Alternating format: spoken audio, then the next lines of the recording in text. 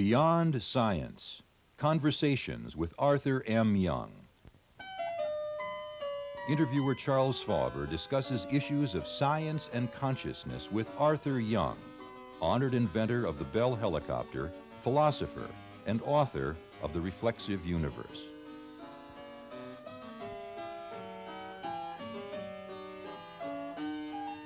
Today, Geometry of Meaning, a look at angular relationship and human understanding.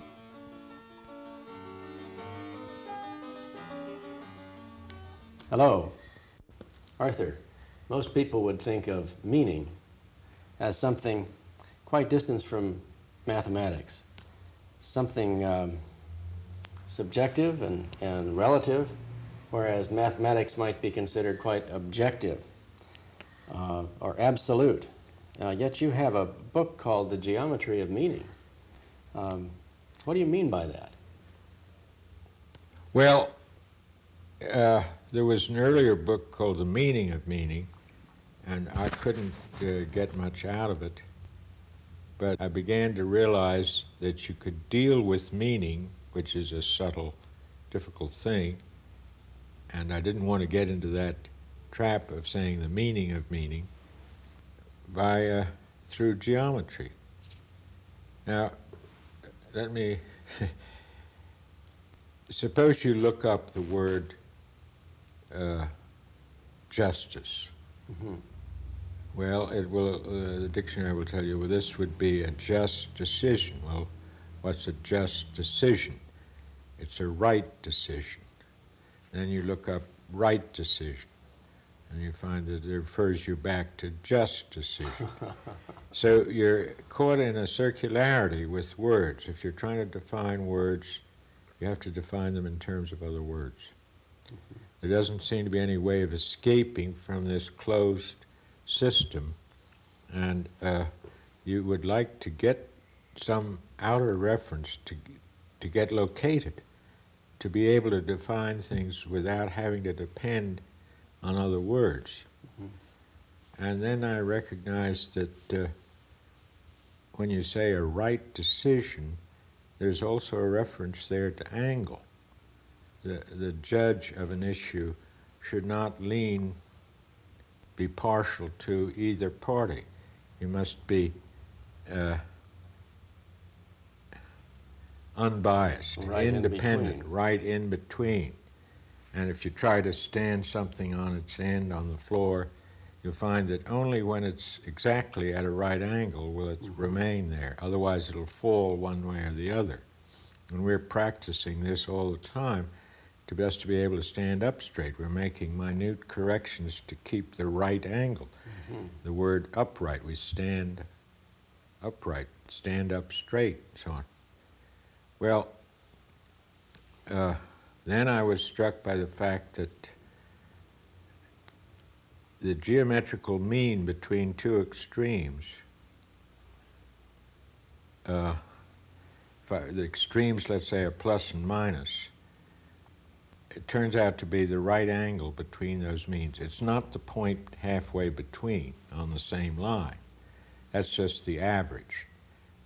The mean, or meaning, is the right angle between them.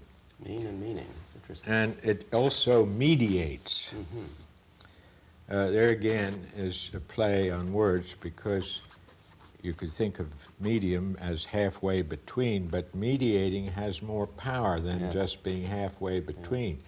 Yeah. It's that which acts as a handle, so you can handle the situation. You mediate the factor, or in fact measure, and all that kind of thing comes in. So with that encouragement, I went ahead, and I then also found that the Egyptians defined meaning in terms of angle. Did they? The trouble is I couldn't get any more information about that. That's all I could get. Mm-hmm.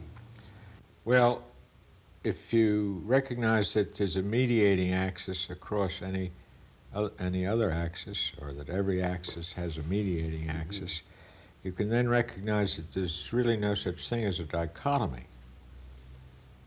You might think there was, let's say, the dichotomy of good and evil. Mm-hmm. Of course there is, but there's no point in good and evil standing by itself. You're always trying to associate it with some line of action, or you decide between parties in a dispute.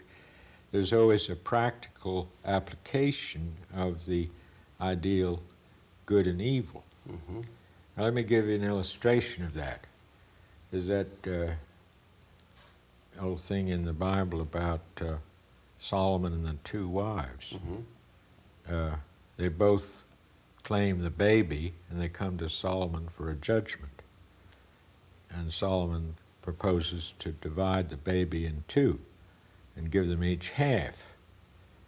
And one of the women says, oh, that's all right. And the other one says, oh, no, I'd rather the other one had the baby. Well, as Solomon is able to recognize that the difference between love and possession there, the true mother loves the baby and would rather have it in the other. Well, what did Solomon do? See, there was this dichotomy between the two women. Both wanted possession of the baby. He split the dichotomy by introducing the factor of love. See, loving is independent of having. Independent means at right angles. All right, that's nice. See? So once he introduced that dichotomy, he could then see which was the true mother. This is often the case when you're dealing with a dichotomy. Try to find what will split the dichotomy and examine that. Now, when I first told this to some friends, I discovered this geometry of meaning. They said, well, tell us, how can you resolve our difference? And I said, what is that? And they said, well, the woman said, my husband says I can't go into the field because there's a bull there, a dangerous bull. And I don't think the bull is dangerous, and I want to go into the field. So, okay, we've got a dichotomy. Bull, dangerous, stay out. And, bull, not dangerous, go in. That's the dichotomy, and they disagree about that. Well, I said to the husband, suppose the bull were not dangerous. Would you permit your wife to go in the field? He said, no, I'd want her to obey me. And I said to the wife, well, suppose the bull were dangerous. Would you want to go in the field? Yes, I don't want to do what he says. So it turned out it was not a question of whether the bull was dangerous at all. It was a question of whether or not the wife should obey the husband. When exposed in that fashion, the problem sort of dissolved because they were just putting up a show about whether or not the bull was dangerous. In essence, you went to a deeper level to mediate that situation. There are many examples from psychology that you could use. I always like the one where the woman always hit the garage door when she took the car, and the psychologist got in the car with her and said, I want you to hit the garage on purpose. She found it very difficult. In fact, she wasn't able to until after a lot of persuasion. And after that, she no longer hit the car unintentionally. But that is maybe a little different, but it involves this fourfold again of, see, it's not just hitting the garage versus not hitting the garage. It's intention versus not intending. So if you can cross-product them, get them to work the other way, in other words, hit the garage intentionally, you've broken the dichotomy. It's almost as though you're locked in, and you have to get the person to go the other way, and then it unhooks and release the energy free. and the tension. Yeah. So it can go into psychology, into all kinds of questions. But the trick is to recognize a fourfold rather than a twofold. You get locked into the twofold. He's the bad guy, I'm the good guy, and so forth. That allows you to change levels, to move yeah. up or down. Well, to once go. you change levels, there's a sign on the dollar bill of the pyramid with the eye at the top. It's some kind of esoteric symbol for wisdom. But the pyramid has four sides. If you can look down on these four aspects of the situation, then you can act accordingly and act wisely. It's like understanding what the law is. When you know what the law is, you can do the thing you want to do. And that would lead to the next stage of growth and progress. Yeah, I like that illustration. Well, let me continue with geometry of meaning. That is what I call foreness. And I like to begin there because it's appealing to the rational mind. I mean, you can intellectualize about it. But to deal with all meaning, you have to go beyond intellect. And also, you might have asked me, well, why do I start with fourness? Why not threeness? Well, that is why I take up threeness next. It's not easy to, you can't intellectualize it, but it's a very important aspect. The threeness has to do with all things that move, all things that change. It's different from the picture I gave you of the dichotomy and something mediating it. The threeness has to do with the normal flow of activity, past, present, future, stimulus, act, and result. I might see someone out there and go through the door and say, and greet them. But suppose the door, when I pushed the door, it didn't push. Then I might have to stand back and look at the door, see the sign pull, and then pull the door, and then I could go through. Now that's an interesting situation because it combines the threeness and the fourness. The threeness, stimulus, push the door, greet the person, stimulus, act, result. Yes. Blocked or confronted by the fact that the door doesn't respond to the push. Then I have to stand back and read the sign and then act according to what the sign says. So that's the fourness. It begins with unconscious action, unconscious reaction, conscious reaction, reading the sign, and then conscious action, pulling the handle. So there's another fourness and another example of manipulating these factors. Well, to go back to the threefold then, which generates all kinds of flowing or moving and things that are not held up by this static condition of requiring an analysis. And they do represent three different kinds of things. The stimulus is a relationship about the object. Stimulus, action. Action is something you do, like going through the door, or even reading the sign. It's something you're doing. And then comes the final thing, the result, which is a state. Now, the state could be four different kinds of state. You could have, if you're reaching through to get something, then that would be having. But you might also want to be not having, like not having a cold or not having a pimple on your face. So you go to the doctor who removes it. So there's transformation involved. Then there's being and not being. Being is, generally speaking, just having fun. I mean, enjoying yourself. All right. Whereas non-being is that which you get by being conscious of something. Almost invariably, being conscious of something deprives you of the being of it. Of the presence. Yes, and you're caught up in formulations and so forth. You are looking at the map and you're not in the territory. Well, I think that could be said to lay out the groundwork for the Right. geometry, because each of the four has three aspects, or each of the three has four,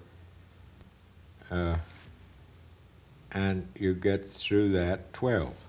All right. And it so happens that these can be correlated directly to the 12 measure formula of physics. The measure formula are the things that are required to describe the motion of a body. It began with Newton. Before that, there wasn't any vocabulary to science, although Galileo did begin to get it. When you drop the thing off the Tower of Pisa, it begins slowly and goes faster and faster and faster. So if the rate of falling is increasing, that's acceleration. Mm-hmm. Newton gave that a very concise definition, as he did to velocity itself. And then he said that acceleration times mass would give force. So he had a definition of force. Mm-hmm. And so on. These terms I've stated, force, acceleration, and also others, momentum, energy, are the vocabulary of physics, and because you have definite formula for them, you don't get mixed up. I'd like to just make one illustration of the measure formula. Suppose you had let's say a Cadillac, but you get stuck in the mud. Mm-hmm. It's a 200 horsepower car, and you can't get it out. So you get the local farmer to bring his horse, and the horse pulls, the 1 horsepower horse pulls the 200 horsepower Cadillac out of the mud. Well, that seems confusing. How could a 1 horsepower horse pull out a 200 horsepower Cadillac?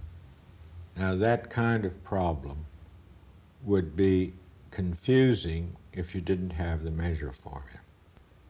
It occurs over and over again, and many inventors work years on inventions that won't work because they've made a confusion that could be clarified by the measure formula.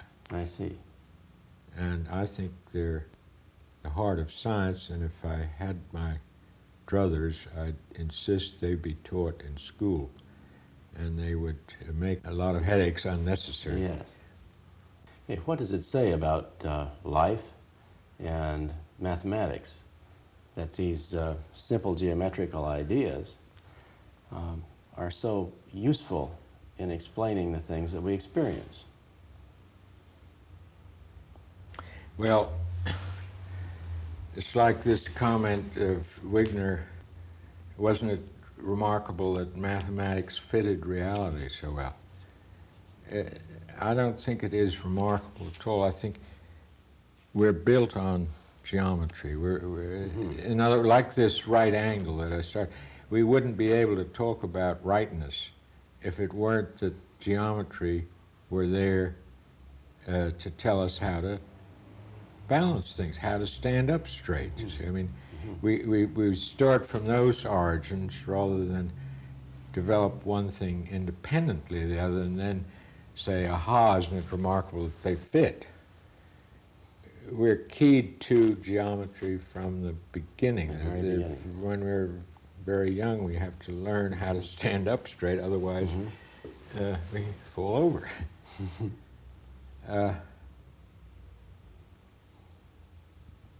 I thought you were going to ask me about two-ness, because I started with 4 and I mentioned 3.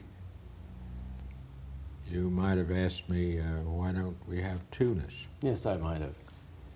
Well, remember I said that there's no such thing as a dichotomy. Well, why doesn't that exclude two-ness? Maybe that's why I didn't ask you. Right. Well, good for you then. But there is a question that is not of two-ness, and it's not a dichotomy, or it doesn't have anything that mediates it. And that is, which way round do you go? See, we're talking about a circle that's divided in 4 or 3 or 12 segments. But there's the alternative of which way round do we go. And this, I already illustrated going through the door. Yes. You start with the blind action, and then you go through the reaction to the conscious reaction, and then the informed action. Now that's a definite sequence. As I look at it, it's counterclockwise. All right. The clockwise motion would take you the other way, beginning with the consciousness and going through the unconsciousness. Now, that would be having learned something, you apply it. Like, you automatically know how good food is. And however, if you were fishing, you wouldn't say, oh, isn't that good, and stick the hook in your mouth. You're using it to lure the fish. Now, it seems perfectly simple, but it's the opposite order of placement of the factors. You're putting out the bait. See, before you had fallen into the trap and had to learn your lesson. Now you've learned your lesson, and you use that information to get you somewhere.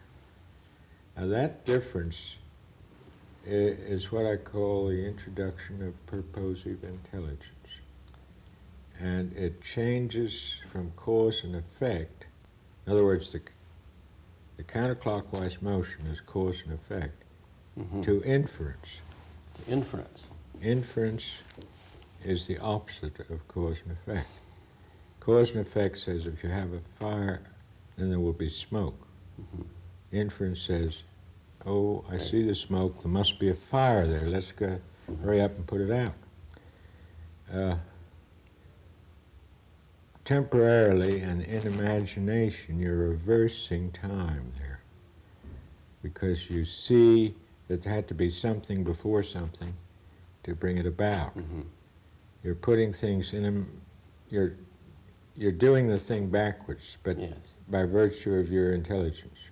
And we go down into experience to learn, and then turn around or invert cause and effect, see how the law operates, act accordingly, and can now escape from the law, escape from further, from being continually held down by the determinism.